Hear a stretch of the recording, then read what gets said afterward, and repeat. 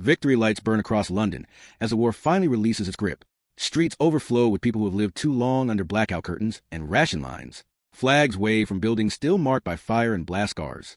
Faces glow with relief, exhaustion, and pride. The sound of celebration rolls through the city, like a tide breaking after years of tension. History remembers this moment as triumph.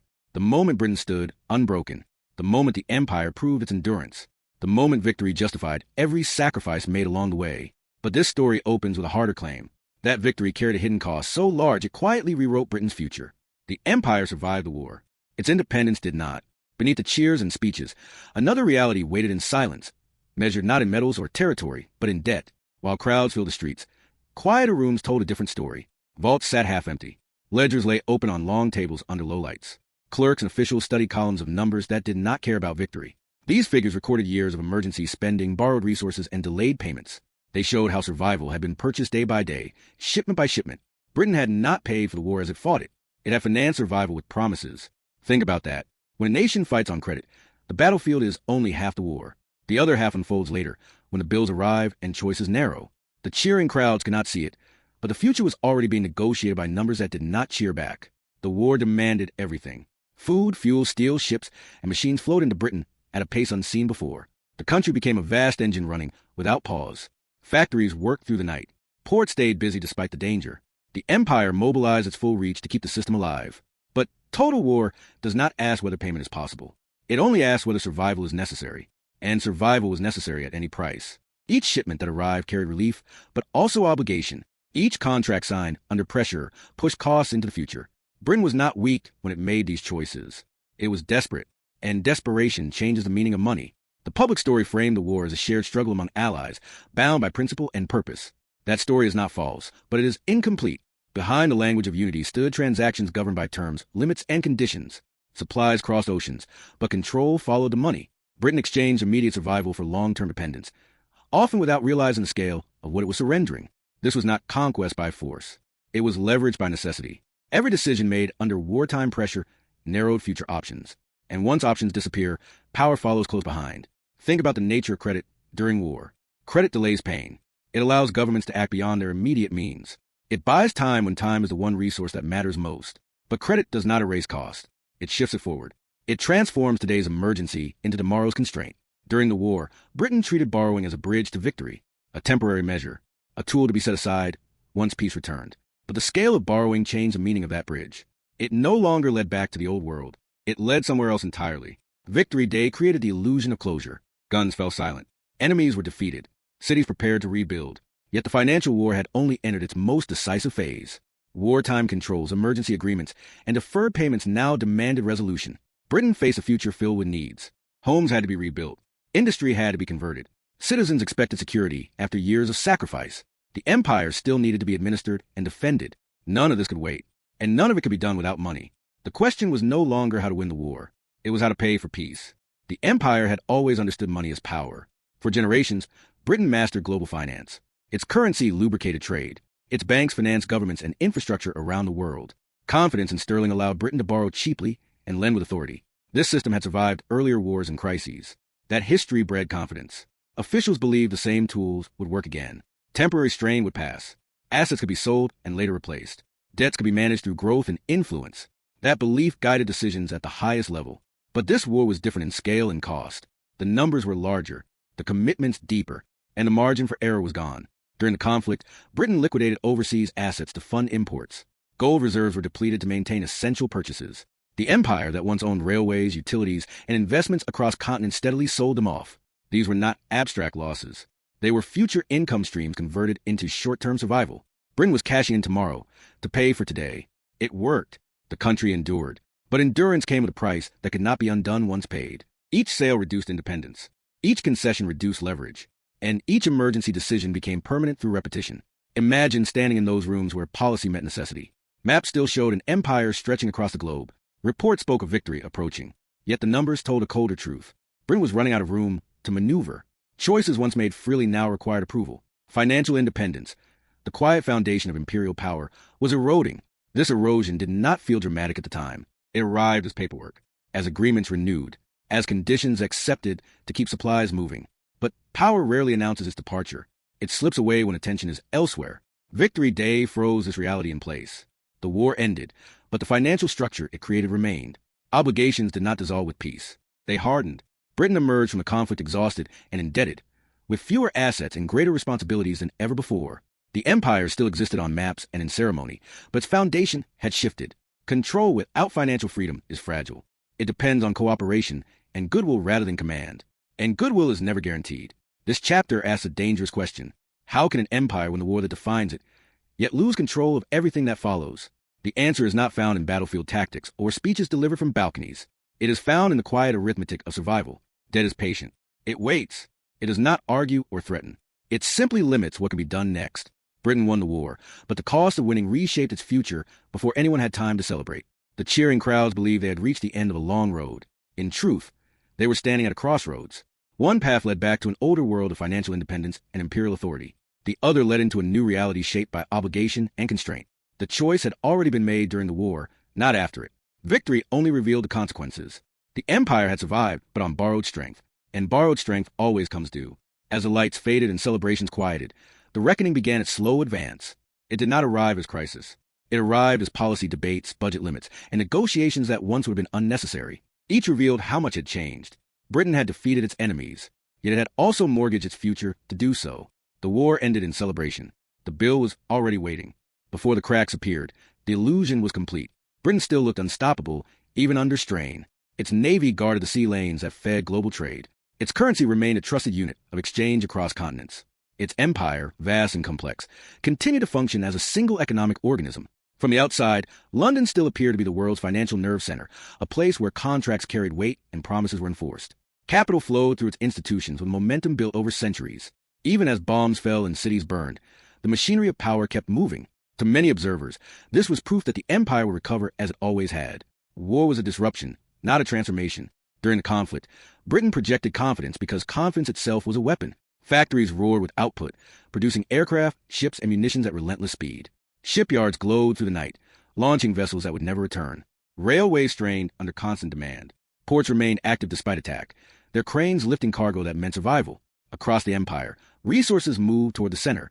Food, raw materials, and labor flowed inward, reinforcing the belief that Britain still commanded a system capable of sustaining itself. This was not illusion alone. It was real capacity, built through decades of coordination and control. The empire still worked, and because it worked, few questioned its cost. At the heart of this confidence stood a deeper belief that Britain understood finance better than anyone else. The empire had long mastered the art of borrowing. It knew how to spread risk, manage obligations, and maintain trust. Sterling was more than a currency. It was a signal of stability. Governments held it. Traders relied on it. Banks treated it as safe ground. This trust allowed Britain to raise funds quickly and cheaply, even during war. It allowed officials to believe that borrowing was not weakness, but strategy. Temporary loans would be repaid. Emergency measures would be reversed. Peace would restore balance. That assumption shaped everything that followed. Imagine the atmosphere in those decision rooms. Polished tables, maps pinned to walls, paper stacked neatly, even as urgency pressed from all sides. There was no panic, only pressure. The men and women making decisions believed they were managing a temporary crisis. They had precedent on their side. Britain had fought world wars before and emerged solvent. It had weathered financial storms and retained control. The system had bent, but never broken. Why would this time be different? The empire still owned assets around the world. It still commanded loyalty from colonies and allies. It still believed time was on its side.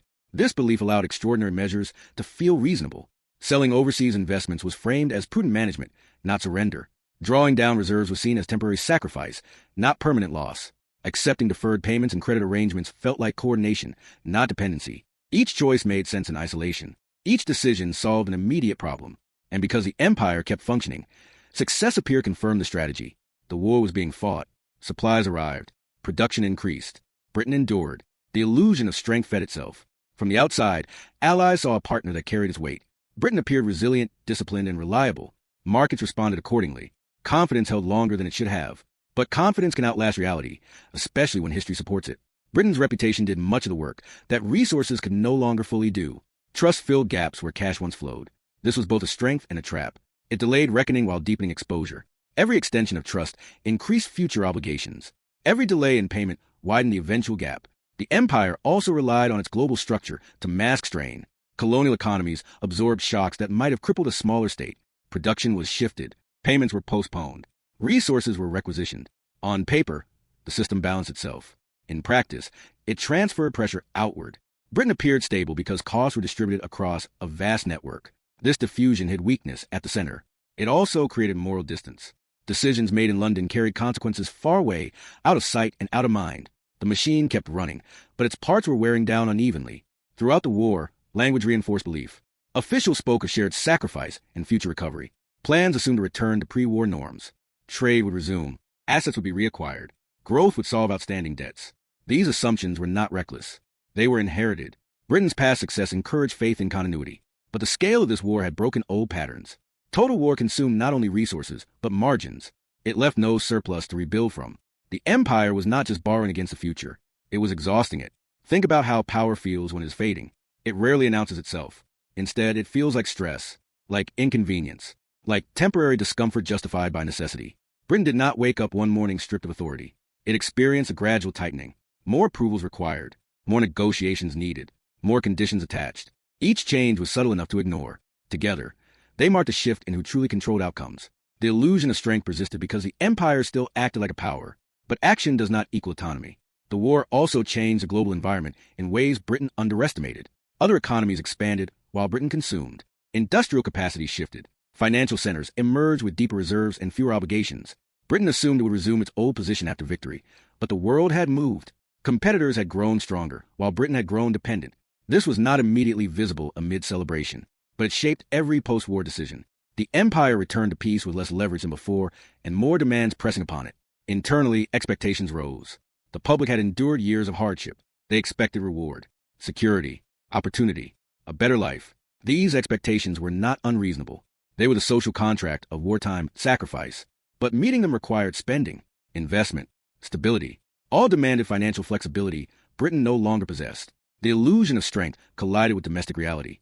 Maintaining empire abroad while rebuilding at home became a zero-sum choice. And zero-sum choices reveal limits quickly. Britain's leaders believed time would resolve these tensions. Growth would ease debt. Influence would restore balance. The old rules would reassert themselves. That belief delayed hard decisions and reinforced the illusion that nothing fundamental had changed. But beneath the surface, the structure was already shifting. Borrowing was no longer a tool among many. It was a foundation of action. And when borrowing becomes a foundation, the lender becomes part of the architecture of power. This chapter is about that illusion. Not a lie, but a misunderstanding. Britain was strong, but not in the way it believed. It had capacity, but not independence. It had momentum, but not control. The empire looked solid because it was still standing.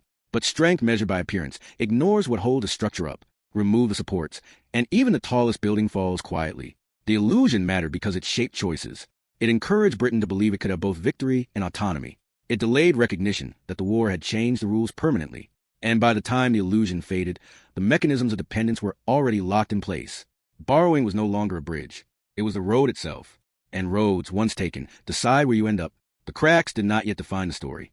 They waited beneath the surface, invisible beneath banners and confidence. But they were there, spreading slowly through the foundations of power. When they finally emerged, they would not do so with drama. They would arrive with paperwork, with conditions, with limits. The illusion of strength would give way to something far more decisive.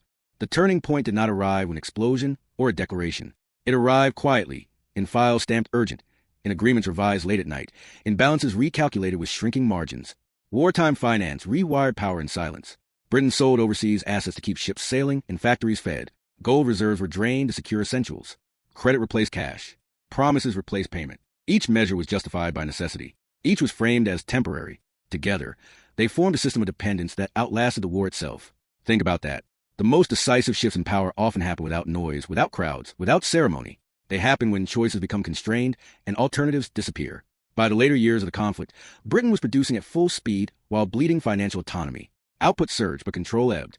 Supplies came from abroad, and with them came terms. Payments were deferred, rolled forward, and converted into obligations that could not be cleared by victory alone. Sterling weakened under strain. Confidence held longer than fundamentals justified, then thinned. Decisions that once belonged solely to London now required negotiation, not because Britain lacked courage or resolve, but because it lacked leverage. Financial independence had been the empire's quiet advantage. It allowed policy to follow strategy, not the other way around. That advantage was gone. The mechanism was simple and brutal. Dependence narrows choice. When essential imports arrive on credit, timing and conditions matter. When reserves are depleted, flexibility vanishes. When assets are sold to fund survival, future income disappears. Britain's wartime economy had been built to endure, not to settle accounts. When the fighting slowed, the machinery did not convert smoothly back to peace. It locked in place. Reconstruction demanded imports. Welfare demanded spending. Maintaining global commitments demanded force. None of it could be funded the old way. The illusion that victory would restore autonomy dissolved as soon as peacetime budgets were drafted. Victory froze its reality, rather than resolving it. The war ended, but the financial structure it created remained. Obligations hardened. Deferred payments matured. Controls lingered. The empire faced a paradox. It had won decisively, yet its freedom of action was narrower than before. Every policy choice carried a creditor's shadow. Spending at home limited commitments abroad. Holding territory drained resources needed for recovery. Currency stability competed with growth. Each decision revealed the same truth. There was no room to do everything, and empires that cannot do everything must choose what to abandon. This was the moment power quietly changed hands, not through conquest, but through leverage. The language of partnership and cooperation masked a shift in who set the terms. Britain still negotiated. It still argued. It still influenced outcomes. But influence is not control.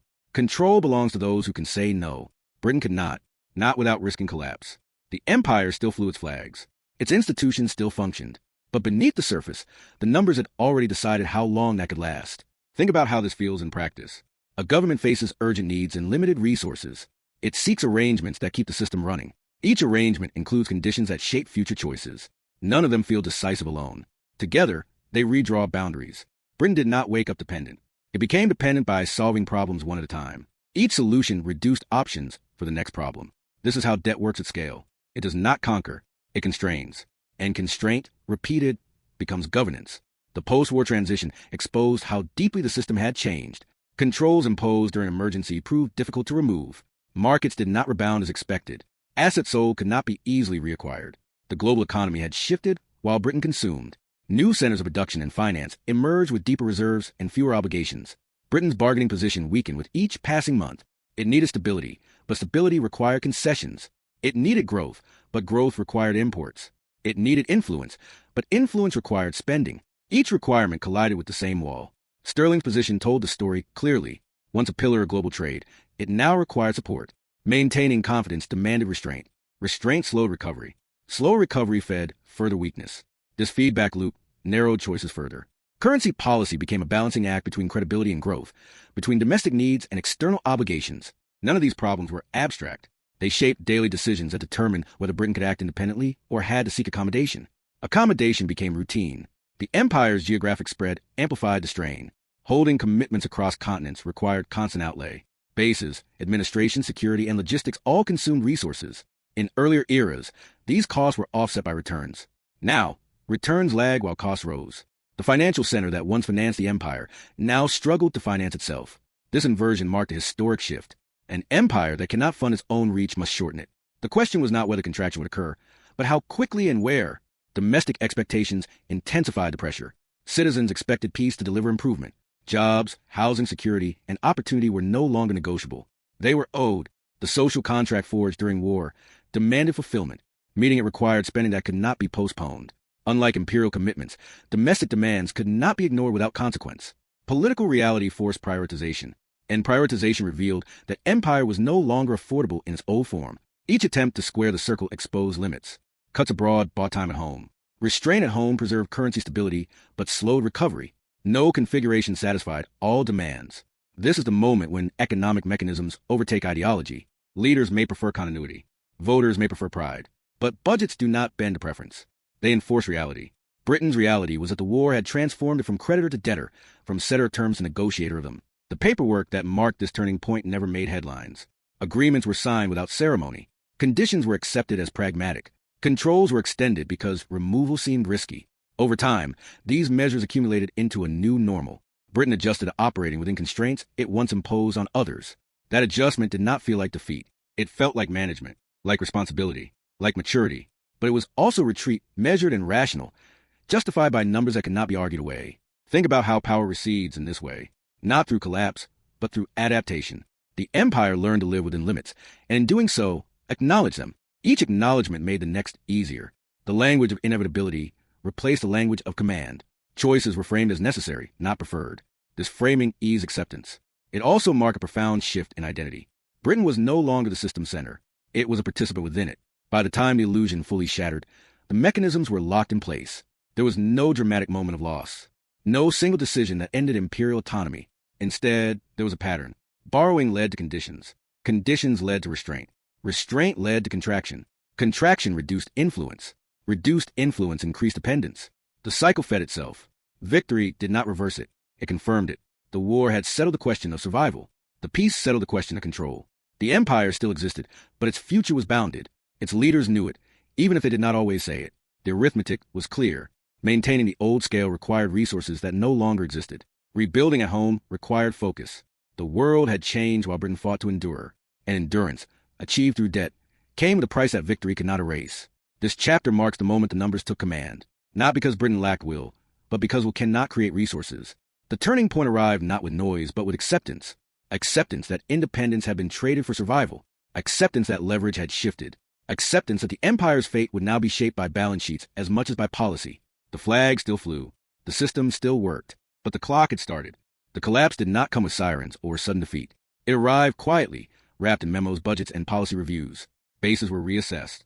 Commitments were reclassified. What had once been described as permanent interests were now labeled burdens.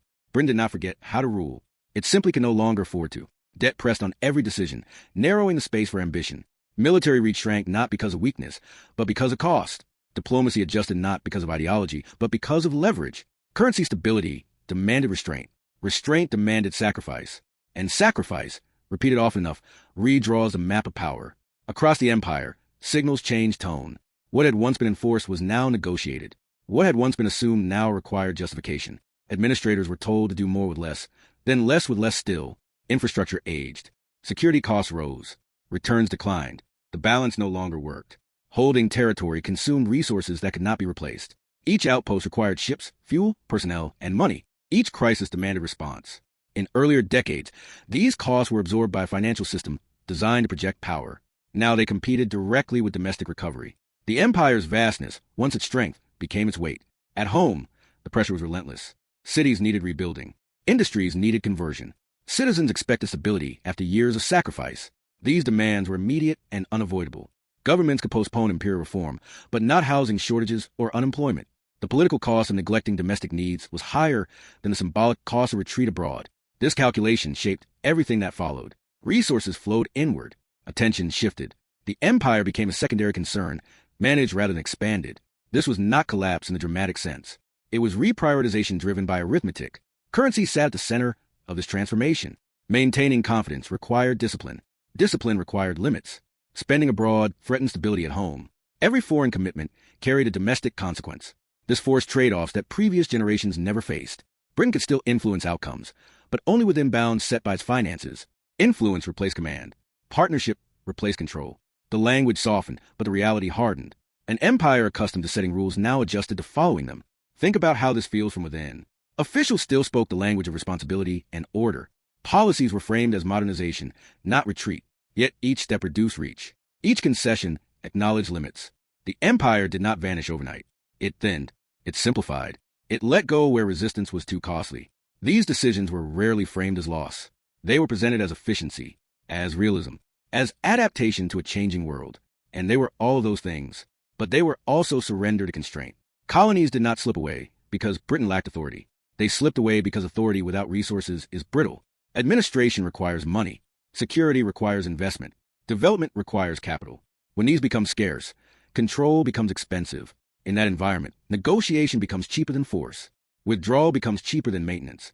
Independence movements found opportunity not in Britain's weakness of will, but in its lack of financial room. The empire adjusted accordingly, often reluctantly, sometimes gracefully, always under pressure. The world that emerged from the war had been shaped by these dynamics. Financial power concentrated where reserves were deepest and obligations lightest.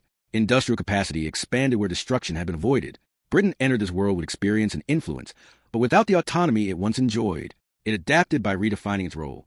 No longer an empire at the center of a system, it became a participant in a broader order. Influence was exercised through institutions and alliances rather than direct control. This shift preserved relevance, but at a reduced scale. The empire's last victory thus became its final illusion of control. Winning the war masked the cost of winning it. Celebration delayed recognition, but could not prevent it. The bill arrived gradually, enforced through policy rather than crisis. Britain paid in reduced reach, constrained choices, and surrendered autonomy. None of this erased the achievement of survival. Surviving the war was extraordinary, but survival achieved through debt reshapes the survivor. It changes what can be done next. This is a lasting lesson.